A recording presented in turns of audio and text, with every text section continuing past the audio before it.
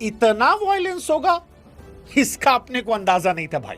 मतलब दिल जो था वो धक धक धक धक धक यहां तक जा रहा था, और फिर पकड़ के हम यहां लाते थे, फिर वो खिसक के आ रहा था। अपने को लगता है कि भारत में आज 150, 200, 250 आदमी जो है वो टपक गए होंगे।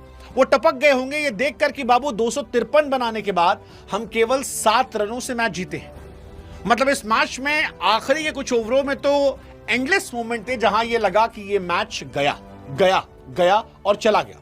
लेकिन फिर जब सारी उम्मीदें नाकाम हो जाती हैं तब आपके सामने जस्सी पाजी आते हैं, और आज 140 करोड़ भारतीयों की तरफ से जसप्रीत बुमराह को कोटि कोटि नमन, कोटि कोटि नमन, क्योंकि आज आपकी वजह से हम सुकून सो पाएंगे, आपकी वजह से हम फाइनल खेल पाएंगे। वरना हमारे वरुण बाबू ने आज कोई कोर कसर नहीं छोड़ी थी।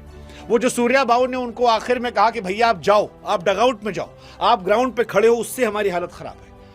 मतलब 4 ओवर में 63-64 रन कौन पिटता है? हर ओवर में पिट रहे थे, इतना पिट रहे थे, इतना पिट रहे थे कि हमको डाउट हो रहा था कि भैया ये वर्ल्ड नंबर 1 है ऊपर से या नीचे से, क्योंकि इंडिया आज बाहर हो रही थी। जैकब बेथेल ने इस छोटी सी उम्र में वो करके दिखाया जो आप बड़े बड़े बल्लेबाजों से उम्मीद कर रहे थे, और आज जैकब बेथेल ने इज्जत कमाई है। संजू सैमसन की पारी, हार्दिक पांड्या की पारी, इन सारी पारियों पर उनकी पारी भारी पड़ सकती थी। वो तो थैंक्स टू हमारे मतलब हार्दिक बाबू बैट से भी और हार्दिक बाबू बॉल से भी और साथ में फील्डिंग से भी। जब जब मैटर बड़ा होता है हार्दिक बाबू खड़ा होता है। वो जो हार्दिक पांड्या ने ओवर डाला, आई थिंक वो एक बहुत इंपैक्टफुल ओवर था, क्योंकि अगर आखिरी ओवर में 30 की जगह 20-22 रन चाहिए होते तो हमारे दुबे जी ने भी काम कर दिया था। मतलब मैं ये मान के बैठा था कि anything less than 25 in last over India बाहर है, एनीथिंग लेस देन। क्योंकि बापू को मैंने धोनी के सामने 24 रन खाते देखा था, और दुबे जी ने पिछले मैच में जो नो बॉल फेंकी थी उसके बाद आधे टाइम मेरी टेंशन ये थी कि 5 छक्का में हो सकता है 1-2 बॉल बच जाए, लेकिन टेंशन इस बात की है कि अगर दुबे जी ने नो बॉल फेंकी तो जो फ्री हिट मिलेगी और नो बॉल पे जो जाएगा उसका हिसाब किताब कौन रखेगा।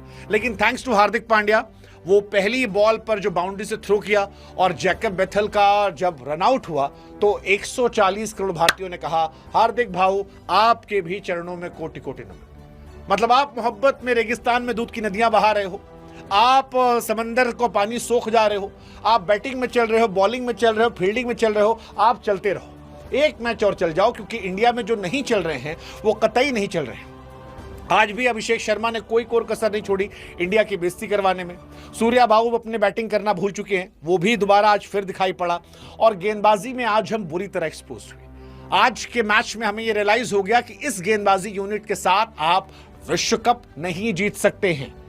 इस गेंदबाजी यूनिट ने आज हिंदुस्तानियों को हार्ट अटैक दिए हैं।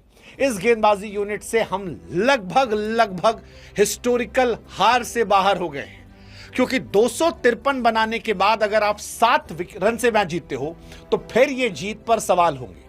मतलब I don't like violence but violence likes me, but I don't want this violence यार। इतना वॉयलेंस नहीं चाह मांगता अपने को।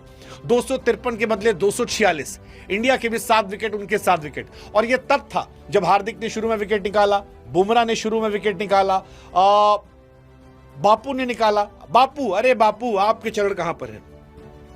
बापू को भी कोटि कोटि नमन। मतलब मेरे को ऐसा लगता है कि अंग्रेजों के सामने जब जब देश मुश्किल में आता है तब तब बापू अपने को बचाता है। बापू पहले भी थे 1947 में, और बापू आज भी 2026 में। आज का मैच भी बापू के नाम था। मतलब वो जो कैच उन्होंने पकड़ा, चाहे वो बोल्ड मारना हो या फिर जो कैच था उसका विल जैक्स का, जो बाउंड्री के अंदर गए और कूदते काटते गिरे और फिर धीरे से उठा के दे दिया और फिर दुबे जी ने लपक लिया। अगर वहां वो कैच नहीं पकड़ा जाता इंडिया का मैच वहीं खत्म हो गया था। बापू रक्षक है हमारे देश की तरफ से। बापू को भी कोटि कोटि नमन, क्योंकि बापू आपने आज फिर अंग्रेजों के सामने हिंदुस्तान की इज्जत बचाई है।